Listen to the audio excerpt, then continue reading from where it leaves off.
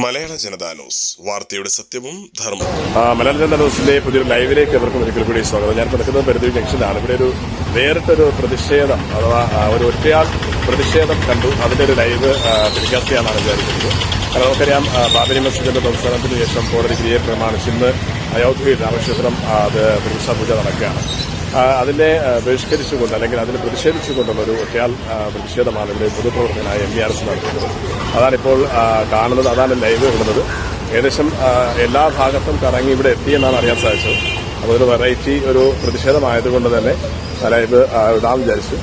അദ്ദേഹം കറുത്ത സ്കൂട്ടറിൽ, കറുത്ത ഷർട്ട്, കറുത്ത ഹെൽമറ്റ്, കറുത്ത കൊടിയുമായിട്ടാണ് ഇറങ്ങിയിട്ടുള്ളത്. എന്തായാലും ചോദിക്കാൻ അതിലത്തെ പൊതുപ്രവർത്തകനും കൂടിയാണ്. നമുക്ക് അതിൻ്റെ ചോദിക്കേണ്ടതുണ്ട് എന്താണ്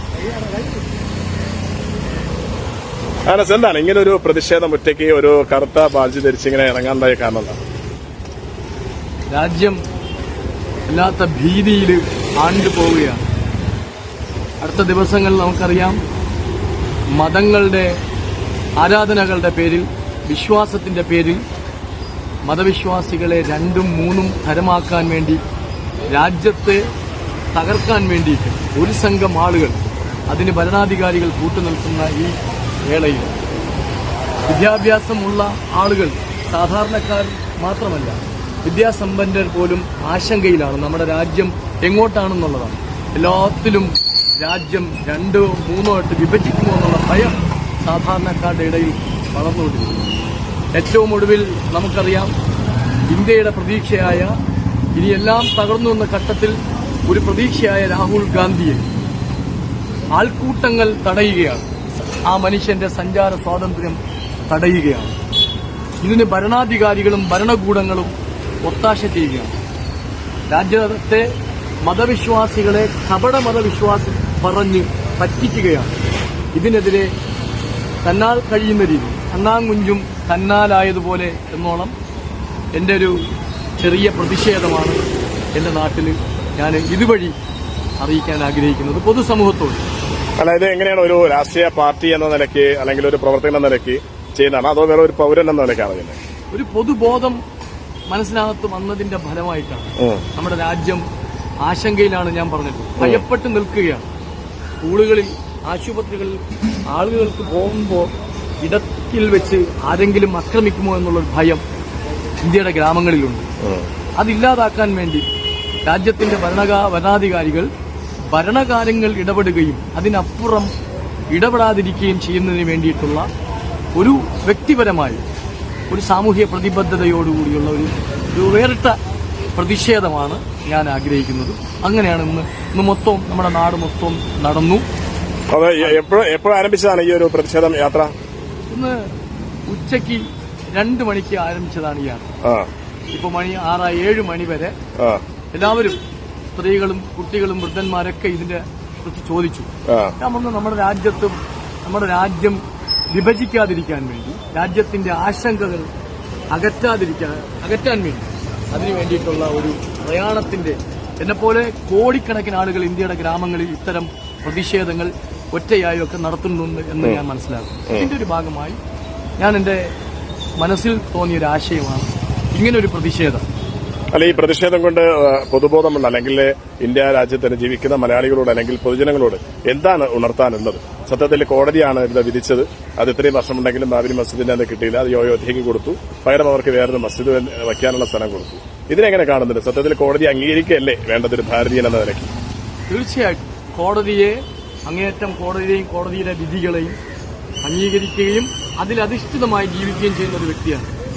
പക്ഷെ കോടതിയെ തെറ്റിദ്ധരിപ്പിക്കാൻ വേണ്ടി ഒരു സംഘം ആളുകൾ, അത് രാഷ്ട്രീയത്തിലുണ്ട്, ബിസിനസ്സിലുണ്ട്, മറ്റു സമ്പന്നരുണ്ട്, കോടതിയെ തെറ്റിദ്ധരിപ്പിക്കുന്ന തരത്തിലേക്ക് നമ്മുടെ രാജ്യം നീങ്ങുന്നു എന്ന ആശങ്ക പൊതുസമൂഹമായി പങ്കുവയ്ക്കാൻ വേണ്ടിയിട്ടാണ്.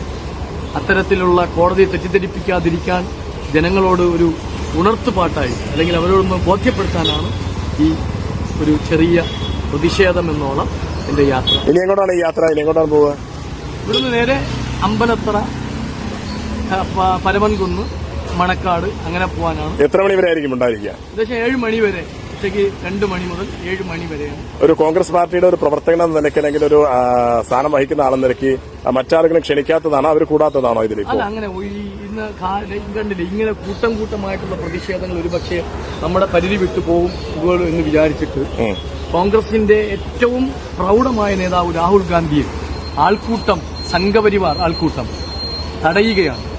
അത് ഭരണകൂടം പിന്തുണ കൊടുക്കുകയാണ്. ഈ ഘട്ടത്തിൽ ഒരു കോൺഗ്രസ്സുകാരൻ എന്ന നിലയ്ക്ക്, ഉത്തരവാദിത്തപ്പെട്ട ഒരു പ്രവർത്തകൻ എന്ന നിലയ്ക്ക് കൂട്ടമായി വന്നാൽ ഒരുപക്ഷെ നമ്മുടെ കയ്യിൽ നിൽക്കാതെ പോകുമോ എന്ന് വിചാരിച്ചിട്ട് ഒറ്റയ്ക്ക് ഒരു പ്രതിഷേധം നടത്തുകയാണ്. ഒരു കോൺഗ്രസ് ഈ ഒരു ക്ഷണം സ്വീകരിച്ചുകൊണ്ട് പല കോൺഗ്രസ് പ്രവർത്തകരും നേതാക്കളും പോയി എന്നതിന് ഒരു ആക്ഷേപം ഉന്നയിക്കുന്നുണ്ട്.